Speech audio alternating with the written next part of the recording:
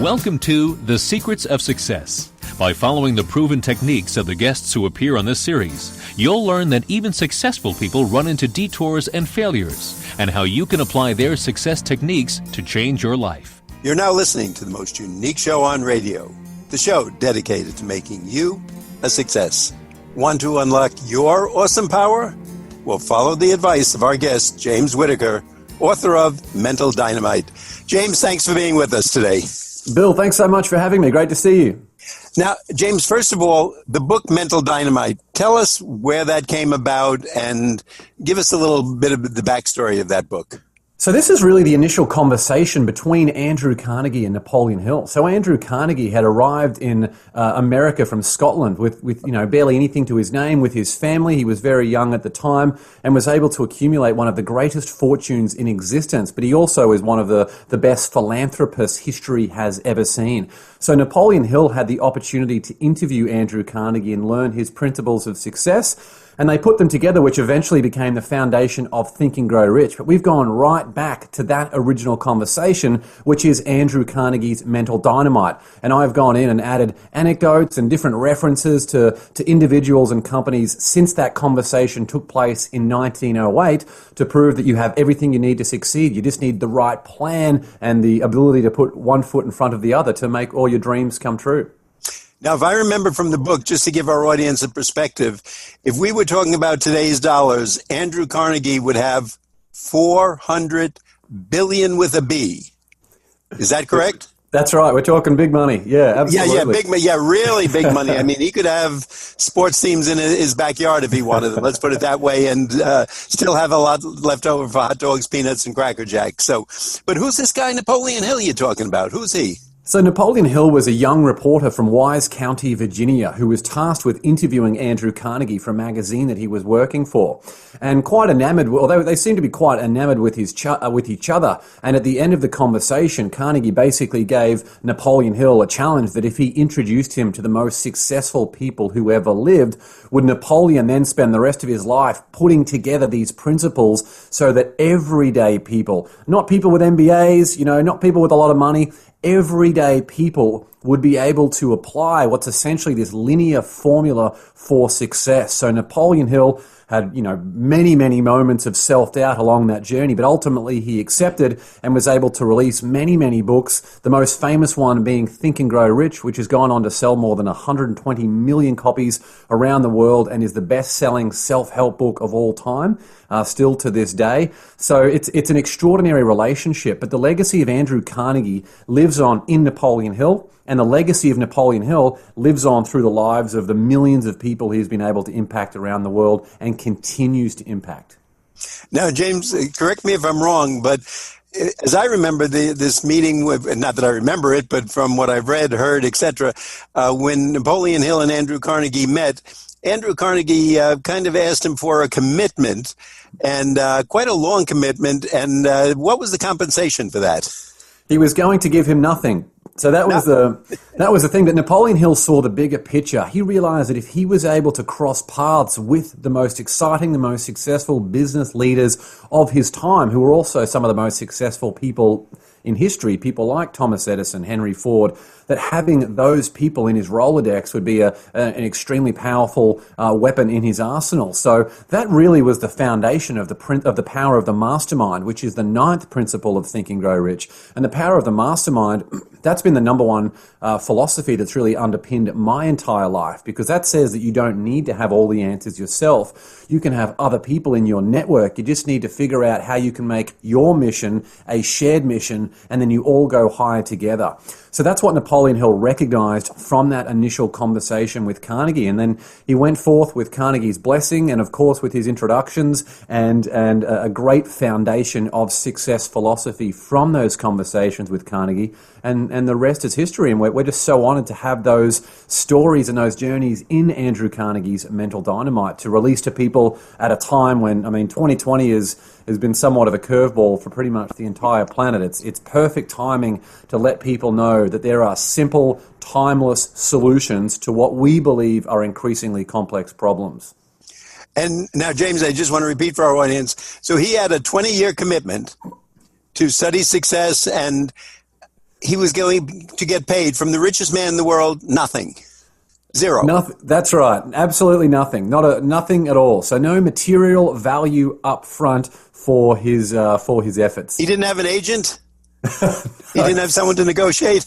I think even with his agent, 15% or 20% of nothing, his agent probably would have fired Napoleon after that anyway. There you go. Now, I think we should explain to the people, too, when this was originally done. We're going back over 100 years. And, of course, today we can go out and find Success Magazine. We find sections in bookstores, just success, self-improvement, self-esteem. That wasn't around then. This was a whole new concept. Am I correct? Absolutely, yeah.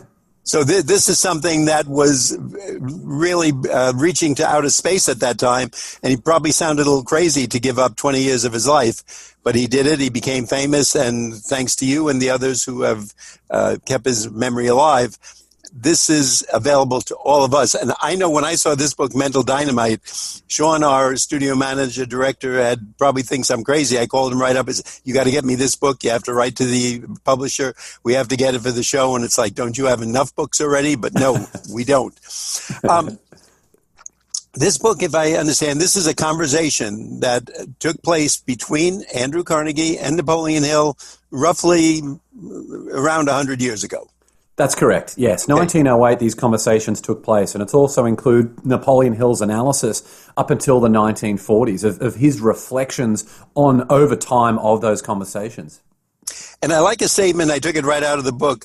It offers the promise of hope and blueprint for success. I know to me, and I said to you before the show, I'm lazy. If someone can give me a blueprint or a map, how to get from here to there, like our GPS, etc. I love that because it saves me thinking, doing extra work. Don't we all love that? Well, here we have hope. One of the key words, when I buy a lotto ticket, I have hope. It disappears a few seconds after I do the scratch off, but at least I have hope for a while. But this book really does that, doesn't it? It certainly does, and it's funny that you brought up lottery tickets because in the book we reference that if you buy lottery tickets, you've got a 1 in 300 million chance of winning the lottery jackpot, and then you've got to worry about the tax obligations and not to mention the statistics that lottery owners themselves are never particularly happy over the long term after they've won the lottery jackpot anyway. And that 5 times the amount of money that is spent on books in the US every year is actually spent on lottery tickets for that 1 in 300 million chance of something that's not going to make you happy anyway. Yet every single book I have read has changed my life. This book in particular, when I read this manuscript, I was absolutely blown away. Investing in something like a book like this will change your life on the condition that you start applying these things. Because one of my favorite quotes from Napoleon Hill, inspired by Andrew Carnegie, is that it doesn't matter what you know, it matters what you do with what you know. So having that faith that we mentioned, having that faith that there is a more promising future if you start to go through some of the lessons from this book, and then basically reinforcing that with consistent, purposeful action every day. Because when you do that, you can release yourself from worry about where you're going to appear in the long term, because you've already written the ending. You're the hero of your own story. You can release yourself out of that fear, anxiety, and worry of where I'm at today, because you know where you're going to end up because of that faith and that definiteness of purpose and everything else that's going to come to you. So really, really important lessons that this has been instrumental in my life and will be forever.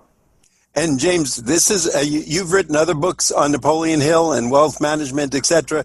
So we're taking it from an expert, is what I'm saying. And I want, unfortunately, experts are often too modest. But then they're picked anybody to say this guy is brilliant or this woman has great concepts. You in years. You've written this book, you've written another book on Napoleon Hill, and obviously know his history. So I think just by reputation, it's like saying if our doctor says it or college professor, there's got to be something there that we want to look into, especially if we haven't achieved that success. Would you agree? Right.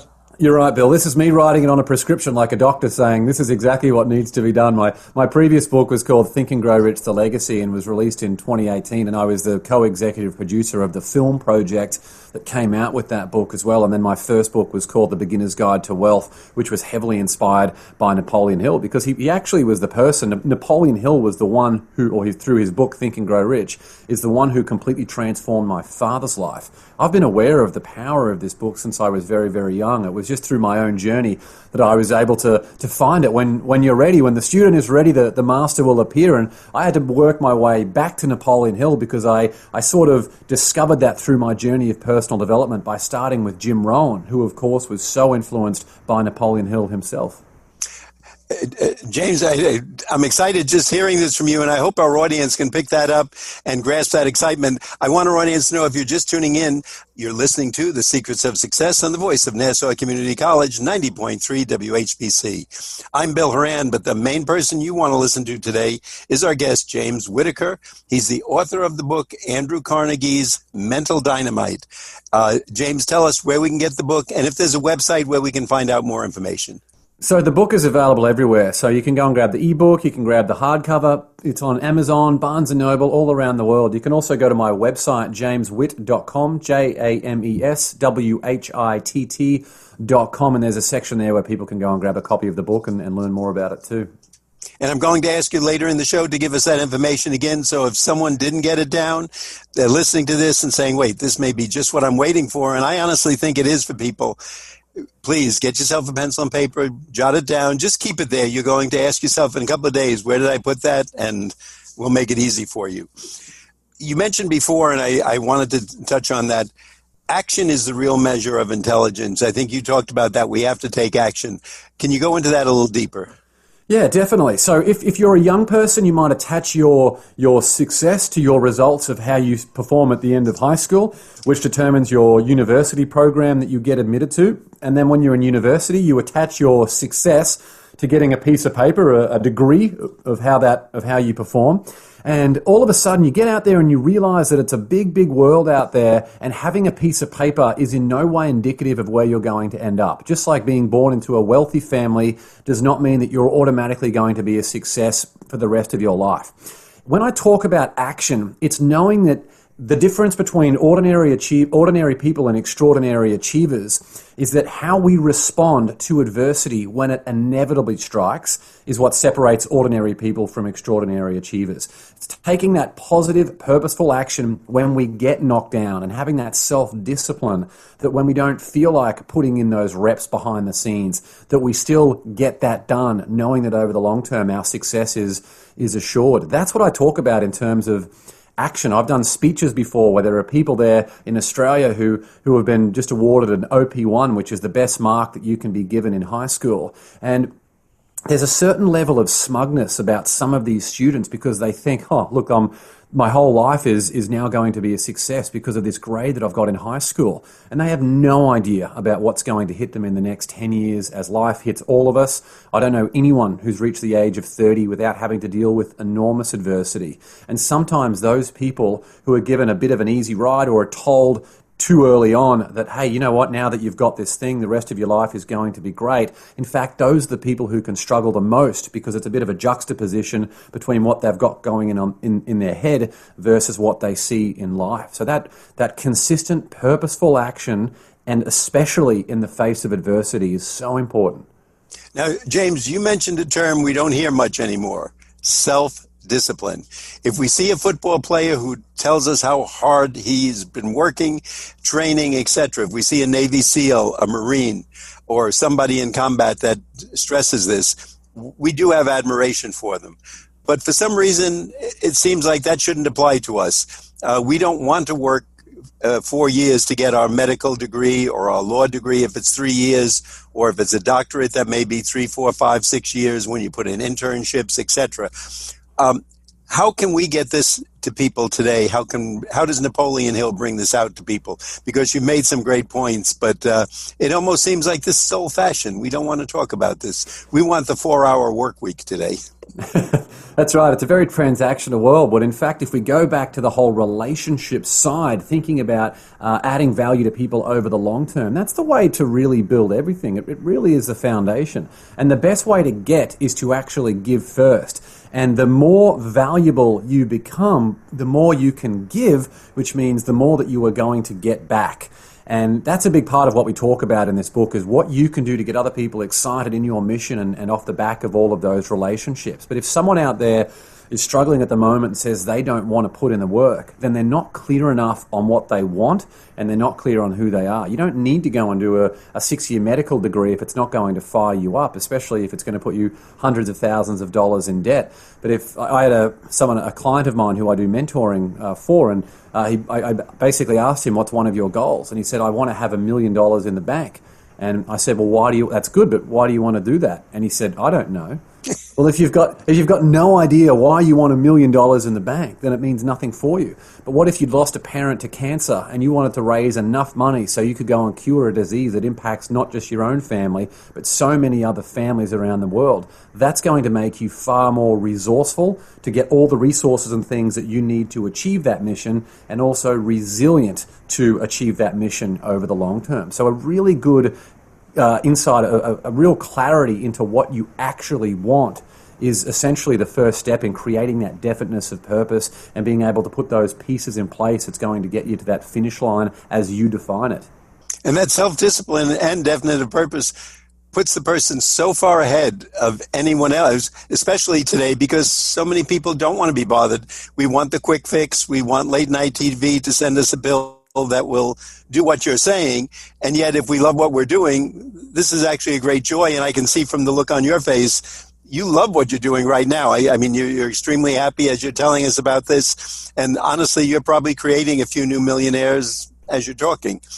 By the way, you mentioned in the book, too, or it starts off and says, if anyone's reading this book, be prepared to read it more than once. And I think with a pencil or a pen, if I remember, or some type of marker. Is that the advice? That's right. I mean, this is not like a Harry Potter book that you read once and then put away, never to be seen from again. This is something that you think about. You read a few pages and you think about, how does this apply to me?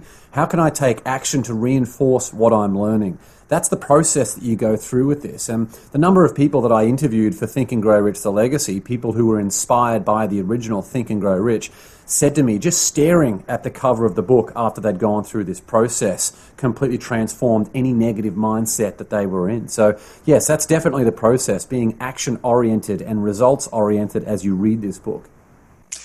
You use the example in the book, life without self-discipline is like being a dry leaf being blown in the wind. And I wrote that down for one of the questions today because I really thought that's so true. If we don't have any self-discipline, tomorrow we might want to go to medical school. The next day, open up our own gas station. The third day, a restaurant, whatever. I'm being somewhat facetious, but really, if there's no direction, we're going to blow with whatever's popular. And if internet people are making $1 million, well, let's be one of those. But really doesn't work too well, does it? No, it's the shiny object syndrome that entrepreneurs in particular really, really struggle with. So being able to develop some form of mastery, some form of specialized knowledge that means you can start to add value to other people. And then if you've got any weaknesses that are essential in you working on it, so for many people, those communication attributes, whether it's speaking on stage, which I know has been a little bit tougher during the COVID world, but having those communication abilities, whatever that might be, but developing some form of mastery or specialized knowledge. I think if I'm 18 years old, I'd really focus on spending 5, 6, 7, 8 years on learning as much as I can about one or two different industries. I think is really, really important, rather than trying to focus on that end game and trying to work for someone who you really admire, who would be a great mentor for you, rather than focusing so much on the paycheck. Just like we spoke about with Andrew Carnegie and Napoleon Hill, $0 in remuneration, but an amazing legacy and an amazing life. And I think if I remember one of the statements that Carnegie told Napoleon Hill, you will be richer than I ever could be. And Napoleon said, and now, Mr. Carnegie, just admit it. You know, you are America's richest man. Here I am, a good person. I have abilities, but certainly not going to anywhere near what you have. And yet, over the years, Napoleon Hill has created more millionaires, more wealthy people, more happy people than probably anyone on earth. Very true. Yeah. And we have people like you writing about him today, 100 years after his passing, and even with a foundation that they have in his name to keep promoting his values. One of the comments I wrote down in my notes, people who take possession of their own mind set their own price tag on themselves. I like that. Can you tell us how it works? Yeah, well, basically, the only opinion that matters is how you feel about yourself. And the people who we reference in the book, I mean, we've got people who have been born without arms who went on to become pilots, which seems absolutely crazy. We've got people who were hit by a truck and spent 10 days in a coma, 6 months in the spinal ward, and can walk today despite still being classified as a partial paraplegic, and she's done amazing things as well. We've got people like Jim Stovall, who at the age of 18 was told he'd go totally and permanently blind, which he did, and he ended up becoming the author of 30 best-selling books. These are all people who took possession of their own mind, but then along that process, for them to think about so they don't have to worry about being employed by other people. They focused about who is an audience I love to work with and what's a problem that I want to help solve. So a big thing for Jim Stovall was that there are blind and visually impaired people who are unable to enjoy television programming and movies in the same way that other people did. So he was very clear on that audience, very clear on that problem. So he created the solution, which was the Narrative Television Network, which is now available in more than a dozen countries around the world. Literally created a television network while being blind. This is the power of taking possession of your own mind. James, this just gets better and better, but I want our audience to know, because I'm sure someone's just tuning in or didn't get it before, that if you're just tuning in, you're listening to The Secrets of Success on the voice of Nassau Community College, 90.3 WHPC. Our guest today is James Whittaker, spelled Whittaker. He's the author of the book Mental Dynamite. James, would you give us the information where we can get the book and the website where we can find out more information, because I'm sure people want to follow up? Yes, you can go to my website, jameswitt.com, JamesWhitt.com. You can learn more about Andrew Carnegie's Mental Dynamite there, and also Andrew Carnegie's Mental Dynamite's available on Barnes & Noble, Amazon, anywhere you can find books. And the website is a shortened version of your name, right? James Whitt, Whitt. That's right. There are a few people out there who think Whitt is my last name, but yes, it's Whittaker is my last name, but the website is Whitt. I just wanted to point that out to our audience in case someone feels or they're looking for it at a bookstore and they're giving the wrong name. You mentioned that in the book it's mentioned that if you do not make a decision to win, you make a decision to lose. And that's very interesting, because basically now we have to make a decision. And none of us want to be losers, and you're smiling and laughing at me for it, but I mean, that's obviously true. So tell us about that. So that is the number one quote that I put up as the first slide at every single speech that I do. Each day, if you do not make the decision to win, you have automatically made the decision to lose. So in this world, if we're not super clear on where we want to go and what winning the day looks like, so if you don't have three things that today looks like as far as a win is concerned, it might be business, it might be family, it might be health, it might be a combination of those things. But if you don't know what winning looks like to you, it's impossible to win the day. And that means it's so much easier for you to fall victim to distraction and procrastination, which over time manifests in poverty, illness, misery, those types of things. So that's what I mean by each day, if you do not make the decision to win, you have automatically made the decision to lose. Because as Napoleon Hill writes, the poverty conscious automatically overtakes any mind that is not preoccupied with being success conscious. Whether it's junk food, whether it's watching movies, whether it's hanging out with people who aren't a great fit for where you want to go. I mean, these are all essential elements if you really are serious about a big future. I mean, too many of us are so we don't care as much as we should. We don't value our own source of energy, so we spend too much time around people who really are possibly not a good fit for where we want to go. I mean, there's no negative people in my life anymore, so it's easy for me to wake up and feel pretty good. I don't watch much of the news. I'm pretty focused on where I want to go and the impact that I want to create, and that's the energy that I need. You know, that's something exactly that I do, and I didn't know you were going to say that, but I find when I watch the news, I get depressed. So now I purposely try to avoid that, the front page of the papers. I'll look at the sports, but I simply won't look at it because it brings me down a bit. And hopefully I'm figuring, hey, I want to spend every second of my life as positive as I can moving the ball ahead. Why is it so important to write down our goals? So we're actually 54% more likely to achieve our goals if we write them down. So writing them down, getting them out of our head and getting them clear on a piece of paper, it's actually scientifically proven to be more likely to achieve them.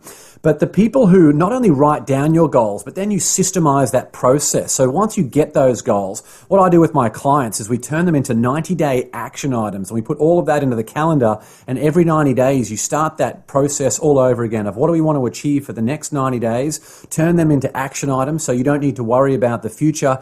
And over time, that's, you'd be amazed at where you end up, because those things nag away at your brain while releasing yourself from that anxiety and that worry and that negative feelings and impatience about where we're at compared to where we want to go. You release yourself from so much of that. That's why writing things down is so important. When you give a talk, and I'm just wondering your actual audience, what do they tell you? Do they go home and write things down? Does it take them a day, a week, an hour, a month? I mean, what is the real reaction from people to that statement? So I get them to write it down in real time. One of the things I actually do, so there's a statistic that by the second week of February, only 1 in 5 of the people who set annual goals, New Year's resolutions or whatever you want to call them, by the second week of February, only 1 in 5 people is still working on achieving those goals just 6 weeks after they were set. So when I'm doing a speech, I actually get everyone to set a calendar note for that second week in February for 9 a.m. on that Monday, where it basically says win the day in capital letters. So that way, even if it's been months since they saw me, they've got that reminder that pops up on their phone to get out there and crush that day. But I like to get people to action things in real time. I mean, it's a bit of it's a reality that most people out there do nothing with the information that they get. So there's something, the way that I've come to terms with that is to help the people who want the help, not the people who need the help. A lot of people think that they need the help, but they don't really want it, because they're not going to have that self-discipline.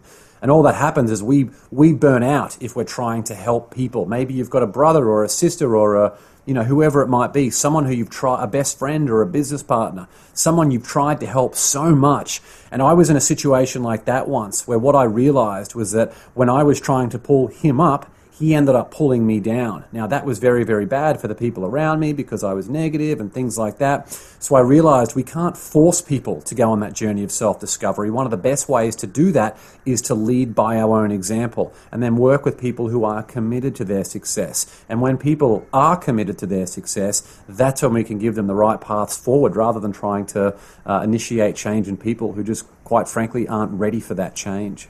You have me so excited already. I feel like grabbing your book and just cutting the interview short and going through the rest of it and keep underlining, etc.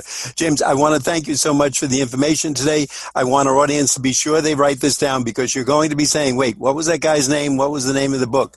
The book is Mental Dynamite. It's by our guest, James Whittaker, Whittaker. James, give us that website again where we can find out more information. JamesWhitt.com, JamesWhitt.com. And again, I'll stress with our audience, his name is Whittaker, but it's James Whitt for the website.com. To make it simple. James, thanks so much for being with us today to give us some insights into Napoleon Hill and the blueprint for the success that we're all looking for. I'd like our audience to know that you've been listening to The Secrets of Success on the voice of Nassau Community College, 90.3 WHPC. I'm your host, Bill Horan, asking you to please join us again next week at the same time when we will continue our journey to success.